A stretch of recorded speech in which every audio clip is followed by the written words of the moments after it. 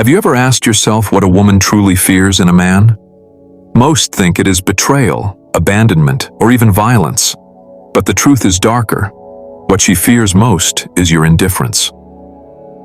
This video is not about games, tricks, or manipulation. It is about the psychology of power, the fragile balance between desire and fear, and why women instinctively test men to see if they still stand firm. Carl Jung warned that people will do anything, no matter how absurd, to avoid facing their own souls. In relationships, absurdity often comes disguised as control, arguments, and endless drama. But beneath it all lies one terrifying truth. A woman dreads becoming invisible to the man she desires. Imagine this: years of devotion, sacrifices, endless gestures to keep her satisfied. Yet instead of gratitude, you face contempt, distance, and coldness. Why? Because deep inside, she does not respect a man who bends endlessly to her will. She respects the man who dares to stand against her storms without fear. So let me ask you, are you living as the man who gives everything just to avoid conflict? Or as the man who holds his ground, even if it costs him her approval? This is where the game begins. Not in cruelty, but in strength. Not in domination, but in presence. For what a woman secretly fears is not your absence. It is the cold fire of knowing that her absence would not destroy you. Do you know why arguments with women often feel endless? Like no matter what you say, the fire only grows hotter? It is not about the surface issue, it is about the test. She is not listening to your words, she is measuring your strength. Nietzsche once wrote, "What does not kill us makes us stronger." But in relationships, the opposite often plays out. What does not break a man, he allows to weaken him. Every time you fold, every time you justify, every time you apologize for the sake of peace, you are teaching her that your strength is negotiable, and strength that can be negotiated is no strength at all.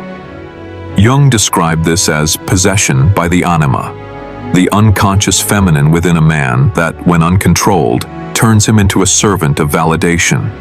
He sacrifices his truth just to keep harmony, yet the result is chaos. For the woman sees through it. She sees that the man is no longer standing in his own center. Think of it this way. When a storm hits the sea, the lighthouse does not argue with the waves. It simply stands. But most men try to outshout the storm, to appease it, to explain themselves endlessly. In doing so, they lose the very presence she unconsciously seeks. So I ask you, when conflict rises, do you become the lighthouse that stands unmoved, or the fragile ship tossed in every direction by her storms? Because here lies the paradox. What she truly fears is not your resistance, but your collapse. Have you ever felt the shift when a woman stops seeing you as a man she desires and starts seeing you as a man she can manage?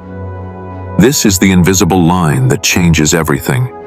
At first, she pushes not because she wants to leave, but because she wants to feel your edges. She wants to know there is a boundary. Schopenhauer wrote that a man can do what he wills, but he cannot will what he wills. In relationships, this means you cannot fake presence, you cannot fake strength. If you are bending only to keep her calm, she will feel it. And once she feels it, respect erodes faster than love. Carl Jung called this the danger of identification with the persona, the mask you wear. You become the good man, the nice guy, the always available partner. But behind that mask is resentment, fatigue, and a slow death of self-respect. She senses it, even if she cannot name it. And then the dynamic flips. She no longer fears losing you. She fears being trapped with you. Think about it. How many times have you silenced your own truth just to keep someone from walking away? And did it ever make them stay? The truth is paradoxical. The more you sacrifice yourself to be accepted, the less you are truly accepted. Only when you stand firm in your own center, does she feel the gravity that drew her to you in the first place? So ask yourself, are you building a relationship out of fear of loss, or out of the presence of strength? If you want to go deeper into this dark psychology and learn how to stop your ego from betraying you, subscribe now and turn on the bell, because what comes next will show you how to reclaim your power from the inside out. Have you ever noticed that the more a man chases, the faster a woman runs? It is not cruelty, it is nature. Desire feeds on polarity, on tension between presence and distance. When a man abandons his own center to orbit around her, he kills the very fire that drew her in. Jung explained that the ego, when inflated, believes it must control everything to survive. But in love, control suffocates, it destroys mystery, and mystery is the oxygen of attraction. Schopenhauer saw life as endless striving, a blind will chasing satisfaction that never comes. Most men live like this in relationships, constantly striving for her approval, endlessly feeding her validation. But this hunger cannot be filled because it is not hers alone. It is his own insecurity echoing back. And each act of overgiving teaches her one thing. This man has no throne of his own. He only kneels. Nietzsche wrote, "He who has a why to live can bear almost any how." If your why is only her acceptance, your how will collapse the moment she withdraws it. But if your why is deeper, your values, your truth, your selfhood, then even when she withdraws, you remain unshaken. So let me ask you, are you the man who gives until he is empty, or the man who holds his ground even when the storm demands he kneel? Because in the end, what she fears is not your departure, but the terrifying realization that you no longer fear hers. Have you ever noticed how silence can be more terrifying than anger? When a woman shouts, cries, or accuses, at least she knows she still has your attention. But when you become silent, when you stop chasing, stop explaining, stop proving, suddenly the ground beneath her begins to tremble. Indifference is not absence of care, it is presence without dependence. And this is the one thing she cannot control. Carl Jung warned that what we repress always returns, and often it returns with more power.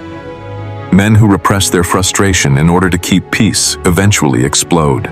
They scream, they beg, or they collapse into resentment. This is why many relationships die not from one dramatic betrayal, but from thousands of small silences where truth was never spoken.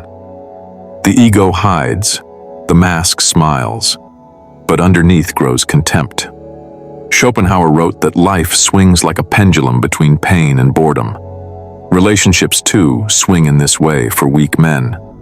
Pain when they fight, boredom when they appease. They oscillate endlessly, never finding center. But the man who finds stillness, who no longer swings wildly with her moods, creates a different kind of gravity. She may resist it, she may fight it, but she cannot ignore it. Think of indifference not as coldness, but as clarity.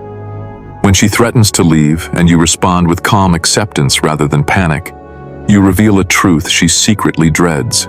You exist without her. You are whole without her. You are not begging for permission to be alive.